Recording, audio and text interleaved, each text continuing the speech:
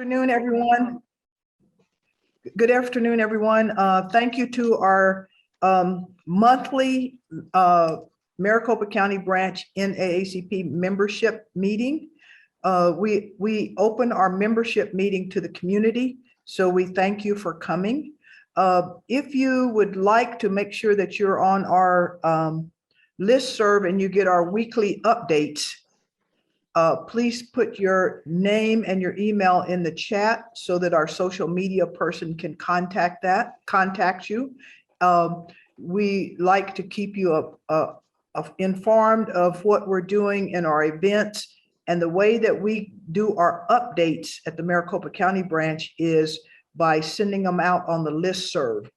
We would love for you to be on our listserv and get our weekly, bi-monthly updates of what the organization is doing. So once again, I would remind you to put your name and your email in the chat if you'd like to be part of our. Dr. Harden, we actually have a link for folks to fill out. So just we'll post the link and people can sign up themselves. You see, I've been corrected. The link is coming. Okay. So without further ado, we have some esteemed guests with us this morning, and I will introduce Princess Lucas Wilson, the chair of our Criminal Justice Committee, and she will introduce her committee chair member and our panelists for today. And thank you for joining us. Okay. Princess Lucas Wilson, thank you for organizing the event for us. Okay. All right. Thank you, Dr. Harden. Good afternoon, everyone. Thank you for being here. And I'd like to welcome our community, our panelists, and we also have members of BALSA, the Black Law Enforcement Student Association, and the president is on as well. So I'd like to welcome them. And we may have some youth and young adults from the various fraternities and sororities. So I'd like to welcome them as well. And also welcome to any of our executive committee members that are on the line. So with us this morning, we have Lieutenant Raj Johnson. And he's been working with the Tempe Police Department for 19 years. And he's worked as a patrol officer on high-risk calls. He has been practicing community policing for a number of years. That was one of the reasons I thought it would be important for him to speak with us today. He currently serves in the training and hiring unit. And he did share with me that this go around, they did get a number of potential officers of color. So there's some diversity within the department now, more than they had before. He has a bachelor's degree in political science and a master's degree in organizational leadership. And he's also a member of NOBLE, the National Organization of Black Law Enforcement Executives. And they have done some workshops for us as well. And one note about the Tempe Police Department is it has earned the 8 Can't Wait designation, which is a standard that lots of the police departments are trying to reach across the country in order to address some of the longstanding issues and to improve safety within our communities. So just a few of these designations requires a database, and it addresses bans chokeholds. It requires de-escalation training, which we'll hear more about today. And it requires warnings before shooting. And an important one requires the duty to intervene. And we saw how important that was with what happened to George Floyd. So that's a bit about Lieutenant Johnson, and he can share additional information with you if he would like. We also have Attorney Gerald Richards, and the correct way to say his name is Ricard, so I kind of put Gerald Richards. And he serves as an adjunct professor at Northern Arizona University and at Arizona State University. And he is a special policy advisor for law enforcement. and the Assistant Attorney General. Mr. Richard has also served as Director of the Phoenix Police Department, and he earned his JD from Arizona State University and remains a practicing attorney. In addition to all of these responsibilities, roles, and accomplishments, he is also a pastor. That's a very utmost role in everything probably that he does. And just a bit that I know about him, he founded the Alpha Phi Alpha fraternity at ASU way back in the day, and remains a member. So he started the Alpha chapter out here. He also serves on the State Conference Criminal Justice Law Enforcement Committee for the NAACP. So those of you who are on the call that are between the ages of 16 and 35 or around that, there's incentives that will be offered, a $10 gift certificate. If you're in that age range, please put your email in the chat. And if you could also designate if you're from one of the groups I mentioned, BALSA, or if you're affiliated with one of the fraternities or sororities. And of course, we want all of our community members to state their designation. And Carla Boatner, who is part of our committee, she will track that information and capture that information for you so that we can get the gift certificates to you. If you have specific questions, if you could put those in the Q&A instead of the chat. But I've asked Carla to monitor the chat also to capture that information. So with the Maricopa County branch of the NAACP, we address community concerns around policing in various ways. And one way is to give these type of quarterly presentations and quarterly meetings. And in tracking community concerns, what comes up a lot are concerns about de-escalation training, diversity within the department, and also safety. So we're going to learn more about those particular things today, and more about protests as well. As you listen to the panelists, I'd like for you to keep 2 questions in mind, and they're very simple. Just from your experience and what you will hear from the panelists, I want you to think about what is important for the community to know right now. We know that things ebb and flow, our progress ebbs and flow. We just learned that the talks related to the George Floyd Justice and Policing Act have collapsed. So just right now, what do you think is important for the community to know from what you'll hear today? And then the second part of the question, or the second question is, what is the best way to share this information? So we'll discuss your particular thoughts about these 2 questions after the presentations as a part of our Q&A session. So making sure I didn't forget anything. All right. Well, without further delay, we can hear from our panelists and hear about the de-escalation and diversity training within Tempe Police Department, and then hear about the public safety tips that Attorney Gerald Richards will have for you. Okay, you want to get started, Tina? First of all, I just want to say it's an honor to be here. And Ms. Wilson, thank you for having me. I appreciate our interactions and conversations that we've had over the past months, and our conversation at the Sentinel event that involved Officer Kazaya and going through that. And then just our time at the police department, just really engaging and going through community questions, our de-escalation strategy and so forth. So again, thank you, Ms. Wilson. It's a pleasure to be here. At Tempe Police Department, we do have a de-escalation strategy that we started about a year ago.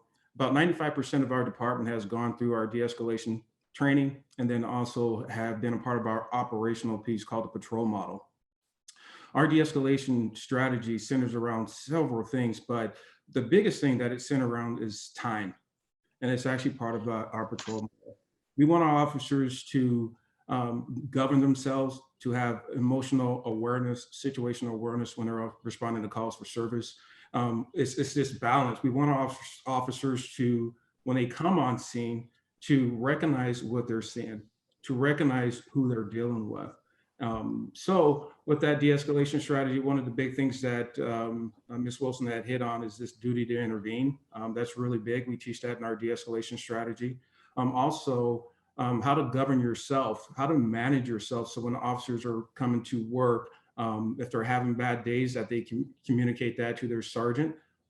They communicate that to their fellow officers. If they're having some sort of a life stressor that's occurring in their life that could affect their performance out there in the street.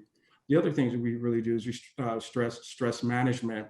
How to keep your stress levels down to a point to where you can interact with the community in a positive way.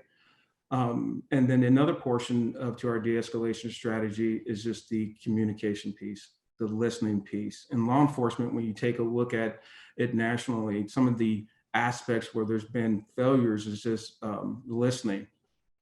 Okay, so one of the things we totally highlight that, just listening to people, providing dignity and respect to people, so that we can have positive interactions.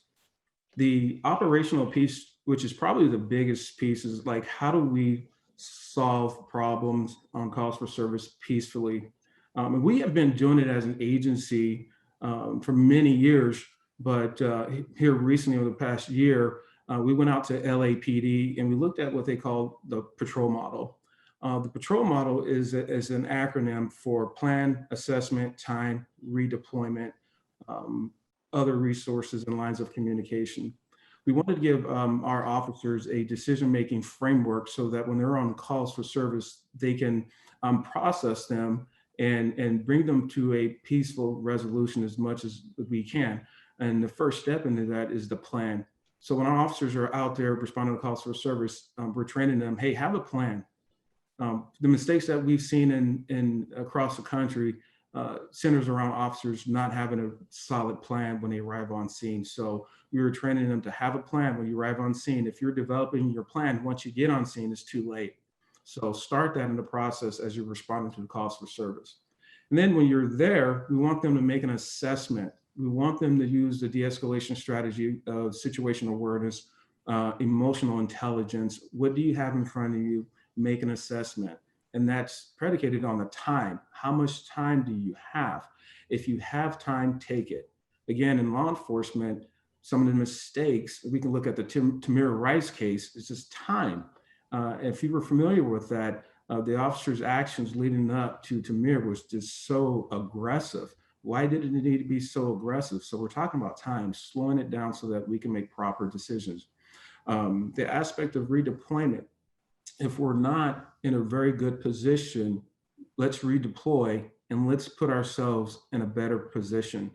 And I have experience with that. I was an internal affairs sergeant back in 2019 when we were involved in an incident with Arce. And that was my case. When I looked at that case, you could take a look at the patrol model and see where we had made mistakes. And one of them where we made a mistake was redeployment. So that's very huge. So if you're in a bad position or you're not in the greatest position, take steps, put yourself in a better position. Other resources. What other resources can we use to help bring this call for service, high risk call for service, to a peaceful resolution? Is it calling out for drones? We do have drones in our department, which are extremely helpful. Is it our robots? If there's a burglary in progress and instead of sending officers inside, we can send robots inside to clear. Helicopter. So what other resources can we use to help minimize liability to the person in question, risks to the officer, fallout to the community? So that's the goal with other resources. one of the biggest things that, as I teach the patrol model to our department, is lines of communication. Lines of communication is probably, if I have to look at our decision-making framework, it's probably one of the biggest things. Lines of communication means that, hey, what information are we been given from dispatch to help us develop our plan? What's our lines of communication with our officers that are on scene, our witnesses, our victims? That's very huge, because that's your information, that's your intelligence, that's the stuff that's telling you or assisting you with developing your plan. It's part of the assessments piece. And in aspects of law enforcement, again, here locally in Arizona and across the nation, where there's mistakes and failures, is lines of communication. Maybe some piece of information didn't get to the officer when they needed it. Perhaps in that Tamir Rice, hey, did somebody know that, hey, that was a toy gun? Would that make those officers slow down and act in a different way? There's all sorts of stuff, and we could take a look at George Floyd. I would say in that particular incident, their lines of communication, they didn't have it. They did not have clear lines of communication. They did not have a good plan. Their assessment of that situation from the counterfeit wasn't good. And, you know, from that, trying to de-escalate that from a time aspect, it just wasn't there. So lines of communication is a really big piece to our decision making framework. So, and we speak this in all aspects of our department. It's in our policy. We're on the Force Review Committee, which at the Force Review Committee, the FRC, we look at all use of force that's a taser and above. And then we take a look at 20% of our chemical munitions, our strikes and our takedowns. And we actually go over this as a group, and we use the patrol model to break those incidents down. And if the officer does not do a good use of the patrol model, say their plan was not good, their lines of communication wasn't good, then my training unit will follow up with that officer for further coaching. So it's really good. We have been contacted by multiple agencies about our patrol model and our de-escalation strategy. It's been highlighted here recently in policeone.com as being a very good decision-making framework. We're pretty proud of it. So. Okay. All right, thank you, Lieutenant Johnson. You've given us some important information. So, you know, some new information, I think, probably for some of the people on the call. So very helpful. So now we will hear from Gerald Richards, Attorney Gerald Richards. Thank you so much, Ms. Wilson. It's funny that we even refer to each other now in our last names because we've known each other for so long. Also, I want to give a shout out to Dr. Harden, who our children were raised together, and we raised each other's in so many different ways. Lieutenant Johnson, I want to congratulate you. The presentation you just gave actually provided so much in the way of hope as far as law enforcement continue to work on becoming better as far as public servants. God knows I've been doing this myself, starting with cultural awareness training way back in the day with the Phoenix Police Department, and going to racial profiling training and cultural competency. And what else I liked was the fact that you talked about how the officers in the department, they're taking a look inside as far as the officer first going out. You can very well have so many officers that are stressed out for so many different reasons, some for the job, some for what may be going on in their personal life, and some that may be happening as far as family is concerned. And so many times when an officer is out on the street and they encounter someone, the person they're encountering, they have no idea what the officer's going through, you know? So I want to thank you, and I want to thank you for your continuous effort and that of the department as far as making this a better place. I can tell you right now, when I first was here and I had an afro like this, it was Tempe Police Department that I did not like at all. Yeah. And it's come a long way. I had to lose a lot of hair, but I'm glad to see you there and glad to see the work that you all are doing. Let me start by first saying that I'm originally from the South Side of Chicago. And as a result, I have a lot of things that happened in my life and what I saw in Chicago that I did not want to see here in the valley, okay, in Maricopa County, throughout the state of Arizona. And so throughout my career in law enforcement, as well as an attorney, I've always been trying to work to make sure that we could change that. One of the things that I have done over and over again, and Ms. Wilson that was one of the reasons why she asked if I would do this again, and that is talk about your interaction as far as the police and how to survive the stop. I'm just going to make it as clear as that. A lot of times people will say, well, why do a police stop me? Well, police may stop you because you committed a traffic violation. And a traffic violation could be a whole lot of different things. They may have noticed that a light is out on your vehicle. They may notice that there was a crack in your windshield. They may notice that there was something hanging from your mirror. And that's how they were saying how Mr. Johnson was stopped. They may notice that you're speeding. You may be going through a neighborhood and blasting that music. I mean, the same way I may be blasting, you know, Lionel Richie, and they're like, well, why would you blast somebody for playing Lionel Richie? Because it's disturbing. It's disturbing someone. And so consequently, I need for you to make sure that you know your car. I always tell folks, when you go to wash your car, make sure that the brake lights work, headlights work, light around your license plates work. Make sure that as far as the mechanical issues, your car is within the law. Sometimes people say, well, I didn't know the law. That's not going to cut it. Ignorance is no excuse. And I know PJ will tell you all right now, because he's studying law, there's no excuse. You've got to know the laws in the state or the cities that you are going in before you get there. You may fit the description of a suspect. I can tell you, this is one that used to bother me all the time, because as I would be going from Palo Verde West Dormitory over at Arizona State University down to the Jack in Box on the corner with a buddy of mine, police would pull up inevitably. And as soon as they pulled up, I would raise my hands and I would say, my name is Gerald Richard. I'm a student at Arizona State University. I'm a track athlete. I live in Palo Verde West Dormitory. With your permission, I will reach for my wallet. This was in 1973. We're almost 50 years from then. So be sure of your surroundings and be sure that you don't make any sudden moves, because they don't know who you are. When they pull up on you, and as many times they stop, they should have known who I was, but they don't know who you are. And as far as fitting a description, I can tell you one of the things that hurt me the most was when somebody came to me and I said, why'd you stop me? It's because you're suspicious. I said, suspicious? He said, yes, suspicious enough. And that's an individual with a bad attitude.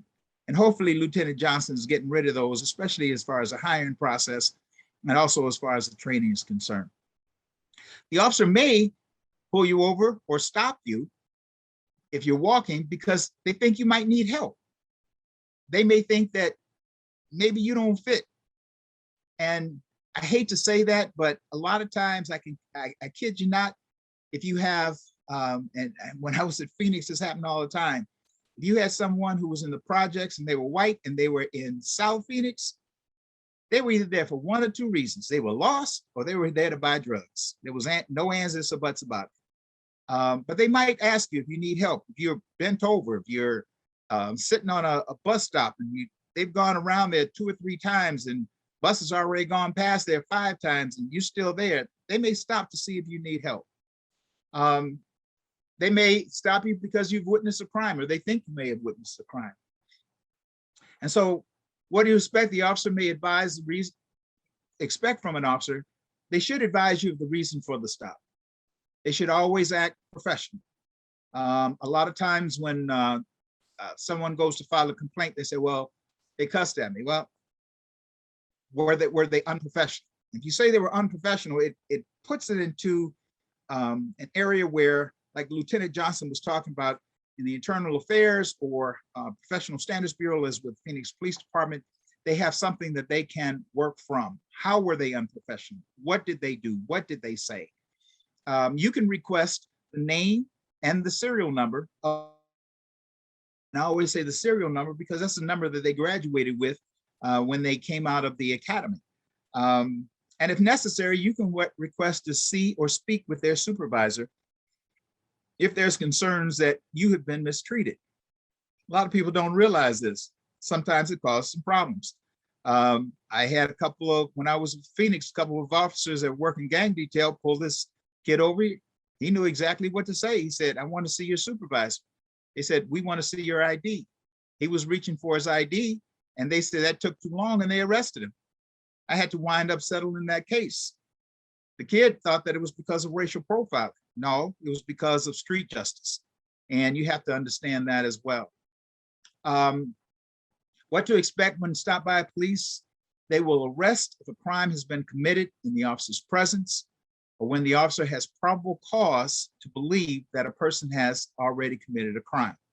Now, there are times when an officer, they'll arrive on the scene, they don't have a clue of what actually went on except what dispatch told them. So they get there and they'll start asking questions. What happened? They'll separate what appears to be the victim from the assailant. They'll say what happened. They're only trying to find out what happened. A lot of times, especially as a criminal defense attorney, I get my clients to say, well, they didn't read me my rights. Well, in order for them to read you your Miranda rights, you have to be in custody and they have to be interrogating you about the crime. So if you committed the crime, I'm gonna tell you right now, if you committed the crime and an officer pulls you over and they say, what happened? First thing you want to say is, I want an attorney. Do not try to explain what happened, figuring that, okay, I'll just explain what happened, that, I got upset with her because she said that I was cheating and I wasn't cheating. So I, went ahead and she got in my face and I pushed her over to the side. That push right there, that's an assault. Okay. Just by you saying that, and you're thinking, well, officer understands, she got in my face. No. Okay. I need for you to go ahead and make sure that if you know you committed that crime, ask for an attorney. Why? You have the right to remain silent. A lot of times they'll say, do you want to talk? After they've read your Miranda rights. Some people will still go ahead and talk, even though I've just told you what to do. They'll say, no. The officer's okay. They'll come back in 20 minutes. They can ask you again.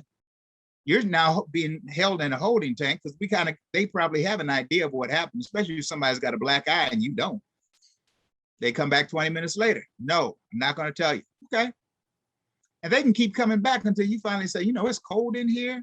I haven't eaten in 3 hours. I know they're wondering where I am. Guess what? We need for you to say, I need an attorney. And the reason being, it stops all conversation, because what it says is that you are incompetent, legally incompetent, in order to respond to the officer. Officers are only supposed to use force that is necessary to effect an arrest of a person and maintain the custody of that individual. Now, let me kind of give you a couple ideas. One, if you go and they say, put your hands behind your back, and you go and you cross your arms and cross your legs and get in some kind of yoga position whereby they can't get your hands, they can do what's necessary in order to get your hands behind your back as they told you initially. Okay. So it's like, oh, I didn't do anything. I was just holding on to myself. Let go of yourself. Go ahead. Let them easily put the cuffs on you. Go ahead and get in the back of the car. Lower your head before you get in. Going down to the station. Call your attorney. Okay. I'm going to give you that number at the end as well. If you decide that they go to grab you and you yank back, that's considered to be resisting arrest. Now, when I was prosecuting back in 1986, I used to see that all the time, and I still see it today. That's considered resisting arrest. So let's not get into the fight. Calm down as much as you possibly can, because Lieutenant Johnson's trying to teach his people to calm down as much as possible. And just work through the system, because I need you to survive the stop. Okay? All right. Next, what happens when an officer goes and they turn the lights on? I can tell you, whether you're an attorney, whether you're a director of the police department like myself, whether you're the chief of police, everybody's stomach just tightens up. It's like, oh my gosh, what did I do? How did I get over to the right side of the road? Please remain in the car unless the officer tells you otherwise. Old me decided one day I was getting out of the car with Chandler Police, and the officer said, you know, I told you to stay in the car. And I'm thinking to myself, I teach this at the academy. I know better. Keep both hands on the steering wheel. Do not make any what we call furtive movements. In other words, reaching underneath the seat, or I'm going to help and go get my registration out of the glove compartment. No, no, no, no. I'll reach for my watch. No, no, because an officer does not know what you're reaching for as they're walking up to their car. And when they see you making movements like that, they're reaching for their weapon, because so many officers get shot and killed in just a traffic stop. There's no routine stop of any type, just a traffic stop. So please keep both hands on the car. Talk to the officer. Wait for instructions from the officer. When the officer says, I need your license, you tell them that the registration's in the glove compartment. Go ahead and reach for it. Insurance is sometimes on your phones now. Some states are going to where the license are even on the phone. Let the officer know where the documents are, and avoid being argumentative. Yes, sir. Yes, ma'am. This is not the time to hit your chest and start talking about what you pulled me over for. This is not the time. This is both men and women. If you contest the violation, you will have your chance in court in order to do so. And stay patient so that we can let you work through the system alive. All right? If you receive a ticket, accept it calmly. Now, if there are passengers in the vehicle, encourage them, please, to remain cooperative and quiet. If you have somebody in the backseat of your car talking a whole lot of nonsense about, you can't stop us, I got a right, tell them to exit your vehicle now. And then when they say, what are you talking about, man? You gonna leave me out here on the road? Out now. I am not dealing with you. I am not going to jail because of you. Okay? Out. Because if you're working with the officer as far as trying to resolve this matter, it's a lot better than having fool over here get everybody pulled out of the car. They pat him down. All of a sudden, you find out he's got fentanyl in his possession. It's like, wait a minute. And because it's your car, guess what? They're going to say, well, it depends on where it was. Maybe he put it on the back seat knowing he already had it. Now it's constructive possession. Wait a minute. I didn't even know it was in my car. Well, we'll talk about that when we deal with the judge. Okay. Officers can pat down and search passengers. There's a case here in the state of Arizona where the officers were concerned with regards to what the individual had on their possession. And so consequently, and also that they were a potential gang member, and the court actually upheld that. It was something that I can tell you, a lot of folks were quite upset about, but guess what?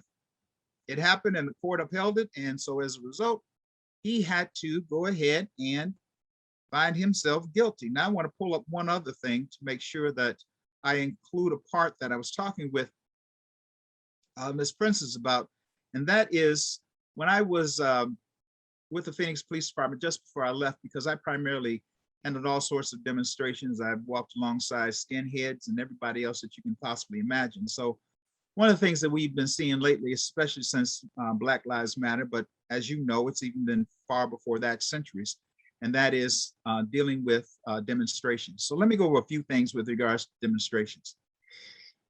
If you hear about a demonstration and you want to go to that demonstration, and I kid you not, there are a whole lot of people that they feel, oh, I need to go to this demonstration. My parents did it, and so as a result, I too want to be part of that movement. I want to get out there, and I want to have this moment for myself. That's all great and fine. I love you for it. All right. But the goal is to exercise your First Amendment right in a nonviolent way and get your message across and go home safe. All right. So when you're going out to a demonstration, first know what the purpose of the demonstration is about. I've had individuals who have just gone on Facebook and said, I feel so bad about this individual dying in police custody. Let's all get together down at City Hall. Now, they had no clue that some 50 people were going to show up. None. They just thought it was just going to be them and maybe a couple of their friends. And now they have 50 people down there and they don't know what to do. They have never led a demonstration. They have nothing, no one to take charge. And when that happens, that's when you get somebody who shouldn't be taking charge, okay? So know the purpose of the demonstration, know what it is that they are demonstrating for. Let me back up just for a second, real quick. What's the difference between a march and a demonstration?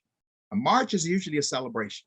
A march is where you have Martin Luther King Day where they march. A march is where people are bringing their children out and it's a picnic afterwards, or you got speakers that are talking about, wonderful things. That's a march. Usually you're going to see just motorcycle officers going down the side of the road, making sure that everything's all right. Maybe a few marked units out there and even officers walking in the march with you. Demonstration is a little different, okay? Demonstration, that means that there's a cause. And so as a result, you're out there for that cause. It could be women's rights, Black Lives Matter. It could be George Floyd. It could be all kinds of things. But there's a difference. So now you want to go to a demonstration. Are you going to that demonstration with friends? The reason being is because you need to look out for one another when you get to a demonstration. A demonstration, when you first all get together, it may look just like a march. But believe it or not, you're going to find where individuals are having signs that may be calling individuals racist, calling police officers racist, denouncing certain things. So be careful of who you're around, but make sure you keep your friends close. Let somebody know where you are. Call your mom, call your dad. I'm down here. They're going to tell you, I want you to leave. Yeah, okay. I see Mr. Richard over there. Okay, you can stay. Just stay close to him. I've had it. Trust me.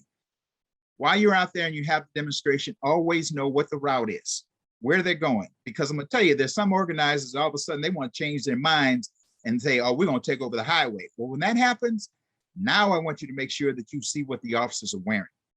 If you see officers, just motorcycle officers going beside you, uniform officers going beside you, officers in plain clothes going, guess what? They're expecting a peaceful march, a peaceful demonstration, I say.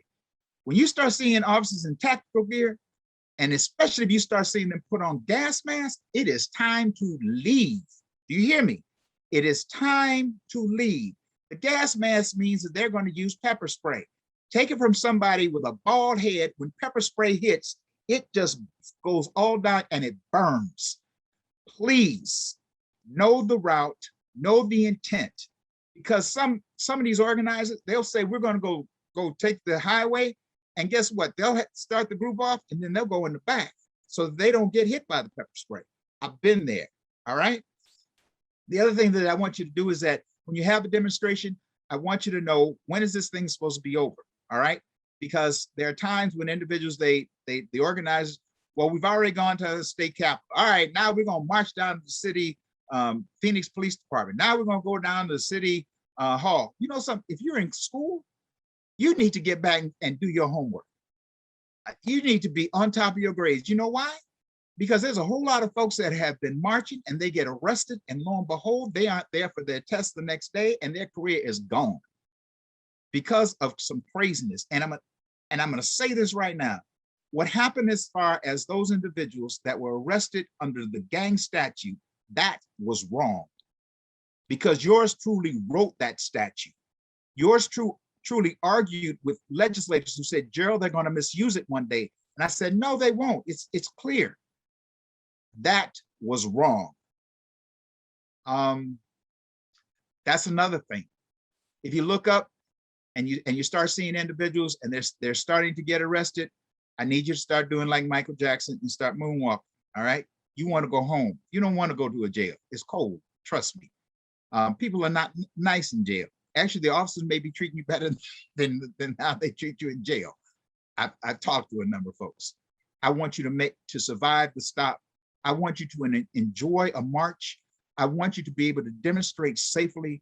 But most importantly, I want you to get home afterwards. And if you have any questions, please put them in the chat, or however Ms. Wilson has this set up. I am so honored that you all thought enough of me in order to include me on your team. I ask Lieutenant Johnson to continue to do what he's doing and one day become the chief. And hopefully we'll all have a better place to live. Thank you. All right, thank you so much. A lot of great information. And just before we go to our next segment, thinking about the couple of questions Just learning about the effort by the Tempe Police Department to use this patrol model connected to their Force Review Committee, and then to have a mechanism where additional training can happen. That should be very helpful and can continue to be very helpful. And I agree with what, I'll just call him Gerald now, because I stumble when I try to say his last name. So I've called him Gerald for so long, said about giving us hope. I agree with that. So I did want some of that information presented to give us hope, so that we're motivated to keep addressing the issues that we're concerned about. And just in terms of the protests, how to survive the stop, some really great information about that. And Gerald has done workshops for us before, and he gives very practical advice. And really what's prevalent right now, in addition to surviving the stops, that's I think on the top of mind, most of us, when we see the lights flashing, we get nervous. And I was young in Tempe too, and they used to stop us all the time and say, one time they stopped me and said, been a burglary in the neighborhood, and, harass you and all that. So back when we were there, the Tempe Police Department was very different. So it's another reason I was so happy to see some of the changes. The information about the protests, that's very relevant right now. And in terms of, Gerald wrote the statute and it was misused. But please know that the Phoenix Police Chief Williams, she's taken punitive action toward those who are involved. So that has happened. So that's progress as well. And I know when we've had these workshops before about surviving the stop, sometimes people have asked what, sometimes you comply with everything and then it still goes south. So I think Gerald gave some good information on how to survive the stop by, getting in the car and trying not to argue. Keeping in mind that we're triggered by stops. As innocent as I look, I've been stopped by police a lot. Not because I did anything, it's because I look like this. So it does happen and it does upset you. But, remember what Gerald said. And I do think the advice about when you see police putting on tactical gear, leave. You don't want to be pepper sprayed, arrested. You don't want to get into some of those unpleasant types of experiences. And great information about, knowing what you're going to. Just don't run down to a protest because you don't know, what the purpose is, and it could go bad for you. So with that information, if you can share in the chat or, about the two questions we talked about from the presentations, what do you think is important for the community to know? The updated information you may have learned about protests or some of the safety measures the Tempe Police Department are taking with their de-escalation training. So anything that comes to mind for you. So Princess, we have two questions in the Q&A. Okay. Both from Carol Coles Henry. The first, can the lieutenant discuss Tempe's 8 Can't Wait implementation and results? What did they learn from this process and what are their next steps? Oh, that's a really good question. First, I said on how to survive police stops before, and I would say Gerald left no stone unturned. That was absolutely phenomenal. You hit like every major point, just a very good. Yeah, it was outstanding. One of the things that Gerald had mentioned was the communication piece, and how to talk to police officers. Back on toward more toward the Lieutenant Johnson, we're having a little trouble with your audio. Okay. How's it now? That's good. Okay.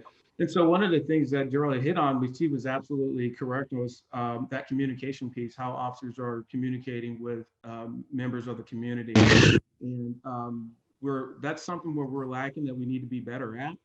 We recently put on a sergeant's test, and we had 19 candidates. And one of the things that came out of it is we need to do better. Am I okay with the audio? It's volume a little bit, but we can hear you. Okay. One of the things that we need to be better at is just how we're communicating to people. And we found that out during our sergeant's testing process. And when we designed it so that we picked the best candidate that, one, they understand what's going on in the community today, right? You can't just lead your team and not have this vision of what's going on with the community, what are the community concerns, how do you interact with the community? You know, all these things are important because the supervisor is they're the most important piece to this mission and to providing quality service to the community. So definitely he hit that right on the money with that. In regards to the 8 can't wait, most of the stuff, the requirements for it and the recommendations we were in policy with or in agreement with. There was something that we did not have, is that we didn't have the duty to intervene portion in our policy. We have since put that into our policy. That came into policy, I believe, is in late 2019, early 2020. And it's good. It's good that that's in there. It speaks specifically to stopping officers from using excessive force. But what we've done in our de-escalation strategy is that we take it a step further. If you see somebody that's communicating in a disrespectful manner to somebody in the community, where there'd be a suspect or whether it be a witness or a victim, we expect our officers to intervene from that standpoint also. The implementation went well, it went fine. The biggest piece that we've learned from the 8 can't wait really was that, well, we were on path, you know, to being better as an organization.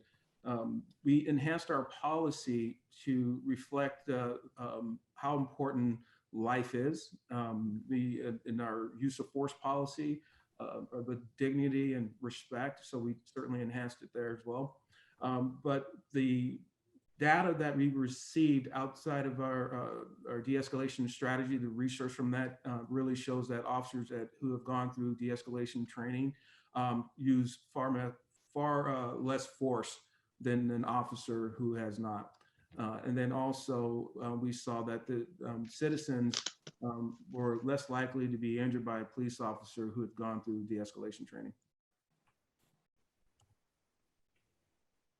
Okay, and then we have 2 questions for Attorney Richard. One is, can you explain the difference between a badge number and a serial number? And then the other question is, can you discuss ways the community can become more knowledgeable about upcoming protests, marches, and locations? Sure. While I was in law enforcement, one of the things that you may find is that an officer may have a badge number and it may not go along with the serial number. So in essence, this is why when I'll give you an example. My badge number was Adam 3039. Adam, meaning that I was a civilian, and 3039 was my number. Actually, my administrative officer who worked for me, his badge number and his serial number were the same, 3039. Some departments don't issue badge numbers that are the same as your serial number. In other words, you may have a serial number of, especially now, 10,000 something, but your badge number, because of that department, you may only have been the 899th officer. So your badge would be the 899, so the department knows who you are. But the serial number is one that you receive when you graduate from the academy. So it's something that I like sharing with folks, because what happens is it's almost like talking legalese, or if you're talking to somebody, you say, well, let me give an example. I'm trying to think of off the top of my head. Oh, if I'm talking to an officer, and I say,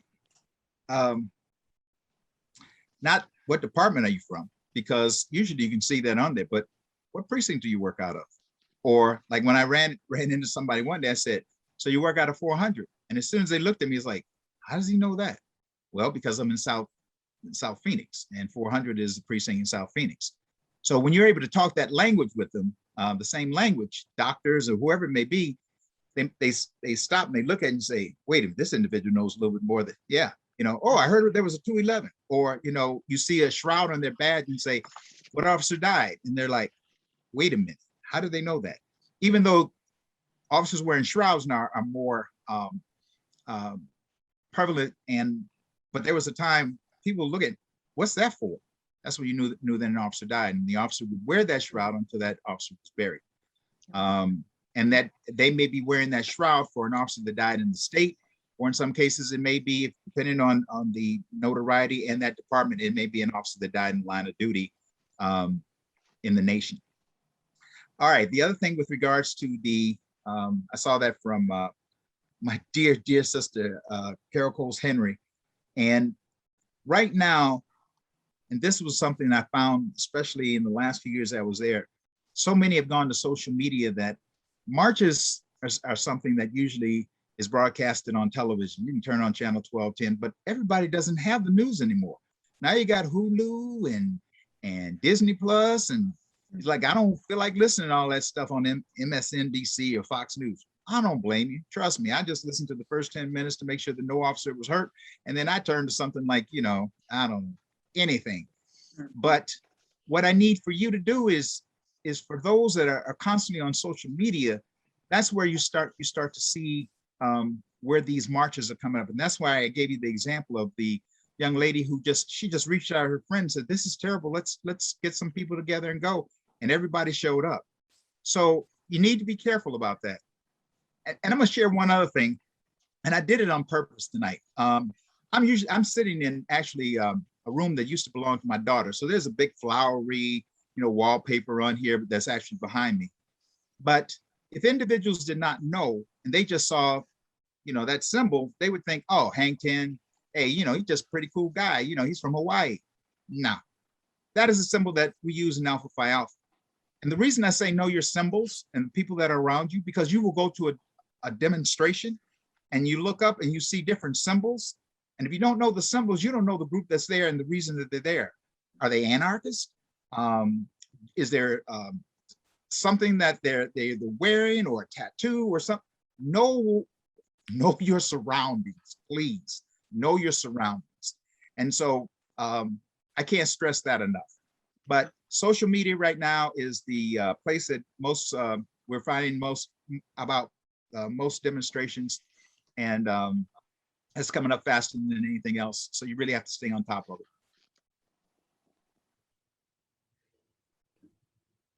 Okay, do we have time for one more?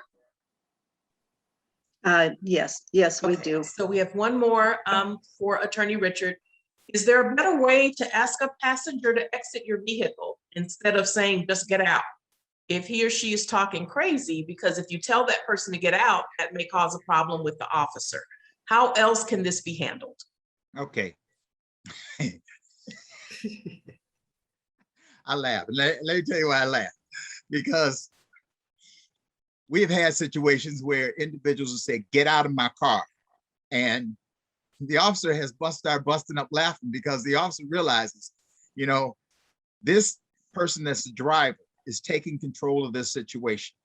And they are letting this individual know in front of the officer, I have nothing to do with this fool sitting in my car going cray-cray, okay? I am here to let you know that I am trying to work with you. And this individual over here wants to get arrested for something. Get out of my car so you can go ahead and get arrested, okay? Go ahead, all right? You can try to say it nicely. Deshaun, would you please stop and let us resolve this matter? You can do that, okay? Or you can just go ahead and go cray-cray on him and say, get out. I said, get out, get out. He trespassing in my car. Arrest him for trespassing in my car, okay? Let everybody around you know I am in control of this. I am handling this in a very reasonable, peaceful manner. And if this crazy friend of mine next to me does not stop, then he has to leave.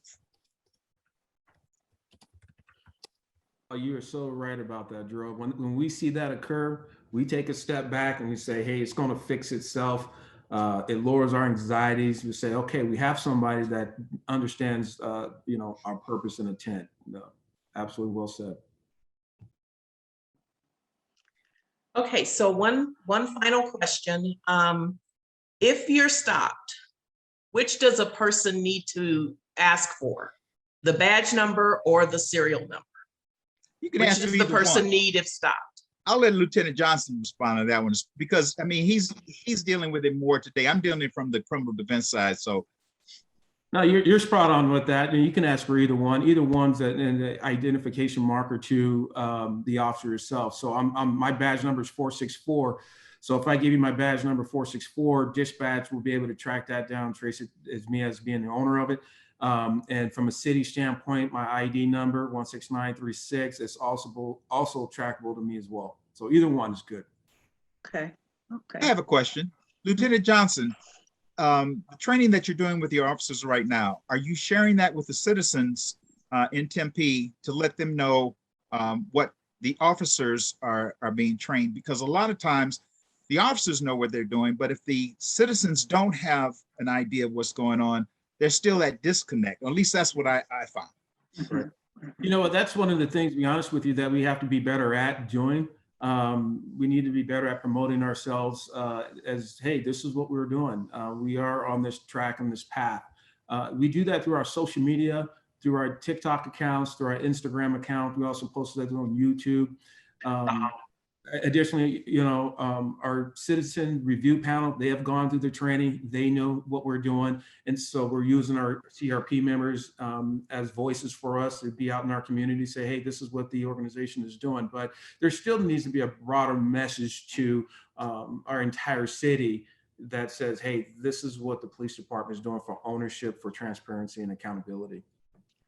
Yeah, I absolutely agree. That was one of the reasons why I invited Lieutenant Johnson to speak, because I think a lot of times the communities don't know about, these efforts, and they're incremental, but they're so important, that people are familiar with what should happen. That's very important. I have a quick question in terms of the symbols. Is there anywhere online you can look up a list of symbols, maybe for white supremacist groups? Anything that is kind of easy for people to get that information? Because if you go to the Anti-Defamation League website, okay. Anti-Defamation League actually trains police officers with regards to the symbols. Okay. Southern Christian Leadership Conference, they also have tried to post symbols on their website as well. Okay. I can tell you the first demonstration that I walked side by side is with skinheads, and I had a lot of folks that I went to school with, law school as well as college, stop and saying, "Gerald, what are you doing?" And I said they got to exercise their First Amendment right in a nonviolent way and get their message across. And I was very blessed. God blessed me that no incidents, no arrest of all the demonstrations we had in Phoenix in 21 years. I would tell officers afterwards, we won. And they'd look at me and say, "What do you mean?" I said, "We're going home safe." I said, "No incidents, no arrest. It was an easy day's work." And they're like, "Yeah, you're right." I'm unfortunate. Unfortunately, I've seen some things lately that they dishearten me, and they have not ended up in the same way. So Yeah. Okay. All right, thank you. Yeah, One final, I'm sorry, Princess, we had one yes, last question come through, and this is for Lieutenant Johnson. How are the seasoned officers accepting the training? That's a really good question. That's a good question. That's because cops do not like change, and it's very difficult for them. So from what I see on my end, they are receptive to it. I haven't seen anybody from the trainings that I put on that they're like, hey, we don't like it. We're completely resistant to it. At least it hasn't been voiced to me. But for the most part, it seems to be going well. We've let one of the things we put in our policy. So if you're not on board with this, then it's going to make it very difficult for you to promote and move throughout the organization. We're making it a big deal. Everybody needs to speak to it, and everybody needs to have ownership of it. And the Force Review Committee is very important because, again, we use that to break down our calls for service. And we speak to these officers in this language. It's a part of our testing process for the sergeant. And we had 19 candidates for sergeant, and we cut the list down to 7. And it was the people who were disqualified because they couldn't speak to the patrol model, they couldn't speak to de-escalation strategy, and they did not have good interpersonal communication skills in our personnel assessment. So, and I told these candidates, I said, when they came and talked to me, they say, hey, I want to be a sergeant. Okay, cool. Why? And if I hear a surface answer, I'm like, hey, you may not be ready. This may not be good for you, because if you can't interact with an African-American person, Black American, or people of color in our community and be able to just have conversations and dialogues and carry these conversations with officers, and then it's not the best fit, because that's where we're losing out on, if that makes sense. We want people to be really knowledgeable of what's going on. So, and what I like to do, just so I get it out there, because Gerald has some outstanding ideas, and maybe we can link up through Ms. Wilson and work on having a larger voice at the Tempe Police Department. One of the things that we have to get better at, I mean, just call it like it is, we have, 17, about 16 or 17 officers, Black officers out of 333, right? And so you take a look at that, white people in the organization that never interacted with somebody of color in the community. And so there's some hesitance on that, what to say, what not to say. So we need to definitely take steps forward as an agency to, just have those more diversity conversations within the organization. Yeah, it's absolutely important. I was a diversity trainer for many years, mandatory training. Yeah. So it's very important. Any more questions, Carla? Okay. All right. All right. Excellent presentations. Again, so glad you were able to join us on this Saturday. And I think the two topics dovetail well together. And the information about the symbols was top of mind for me. And in today's environment, as you go out, some people are out of control. So if they have on a certain shirt with a certain symbol, it's just good to know. So that was great information. And thank you so much, Carla, for managing the chat and capturing the information related to those who are between 16 and 35. And we'll work on getting your gift cards to you. And thank you, Patrick. And thank you, Dr. Hardin, for being here. And so I hope that, we can continue to have you two back for these dialogues. We do them quarterly, along with other things, but we do these quarterly. So Dr. Hardin, you have any closing remarks? Just to thank you very much for taking time to, present today. And I guess I would only like to emphasize the de-escalation information that we've heard today. And this was too much to pose as a question or to type in the chat, but I am very much hopeful hearing that the officers have to take de-escalation training. And it's unfortunate that the person who is to be protected has to be the one that takes on the onus of the de-escalation. But I think that has to continue to be emphasized in our presentations, that, you know, trying to take control of your emotions, so that even if the officer or the policeman is on edge, if you're on edge as well, you're definitely going to get into a power struggle and the police officer is going to win. So unfortunately, it made the onus on the person who's being stopped. It might be their onus to try to have the more emotional control to help calm down the police officer. And those of us that have kind of read about psychology and that type of thing, counseling, we know that. I mean, I've had to talk down the police officer before, you know, realizing that this dude is out of control. And I was in the right. But still, you know, trying to control my emotions to say, at the end of the day, I want to go home. So helping folks understand that, and I'm glad to hear you say that you're trying to encourage police officers to tell their sergeants if they're having a bad day. And hopefully that's mandatory, you know, that it's more, you know, mandatory so that they can understand and recognize that they are having an emotional day, so that they don't unnecessarily displace their aggression on someone else that they pull over. So thank you, and hope you'll come back again, because the more, if we can save 1 or 2 people from getting pulled over and going to jail, then our time has been well served. So thank you very much. Thank you, Criminal Justice Committee, Ms. Carla and Princess, for putting this on, and everyone else who's on the call. Thank you very much. Okay. All right. Have a great day. Thank you. Have a great day. Have a great day. Thank you. Thanks so much. Thank you.